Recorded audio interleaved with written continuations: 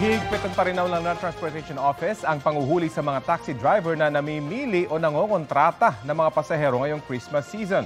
Balita hatid ni Jonathan Andal. Kinontrata raw ang mga pasaherong ito ng taxing pinara nila. Ang singil daw ng driver mula North EDSA papuntang Letre Malabon, 300 pesos, sarado, walang metro. Sabi niya, kaya niyo ba 300? Kasi yun nga, 6 kasi kami. Kasi medyo matraffic nga daw. Hindi ko naman gusto yon, pero Ba't po ginagawa? Alam mo bawal. hindi naman po lagi, sir. Nanataw lang. Minsan lang, 2 beses, di ba? Sorry po, sir. Sorry po. Walang sorry dito. Hindi naman po ako masamang tao, sir. Ano lang po. Aminado naman po ako, sir, na Inaabuso mo eh. Wala pang isang oras, 10 taxi na agad ang nahuli ng Land Transportation Office na nangontrata at tumangging magsakay ng mga pasahero sa North Avenue sa EDSA kagabi kasagsagan ng rush hour. Kako, hindi muna ako magsasakay kasi kako, grabe traffic.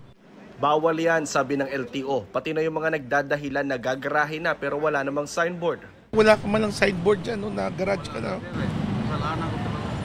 Pati mga umano'y naghahabal-habal, hindi nakaligtas sa LTO. Hindi po, natakanan ko po yung babae. Dinaanan mo lang, sumakay na sa'yo. Papunta ko siya ako, naiusap lang po siya. May extra helmet ba dyan? Sir, yung extra helmet ko po, susunduin ko yung asawa ko sa Caloocan. Hindi po ako nag-aabal, sir. Nakakaawa lang po ako, sir. Nagmakaawa. Kilala mo yung pasero. Hindi po eh.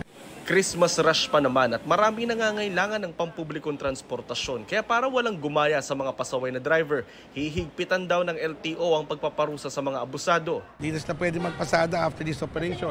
I-alarma natin kagad yan. Yung 2 taxi na huli, unregistered pa.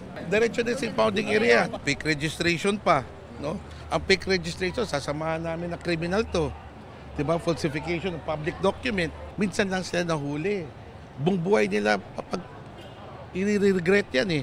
Multa lang muna ang penalty sa first offense ng pangongontrata at pagtanggi sa pasahero. Pero ang mga mapapatunayang naghabal-habal, i-impound ang motorsiklo. Kapag nakita sa records na patong-patong na violation na pala ang nagawa ng driver, posible na siyang tanggalan ng lisensya at hindi na kailanman papayagang makapagmaneho pa.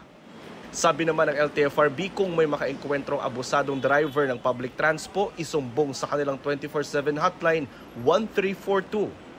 Sa nakalipas na isang buwan, 600 sumbong na ang natanggap ng LTFRB. 32 dito sumbong sa sobra-sobrang paniningil ng mga taxi.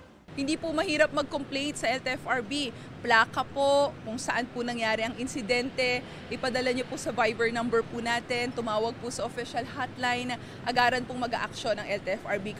Jonathan Andal, nagbabalita para sa GMA Integrated News.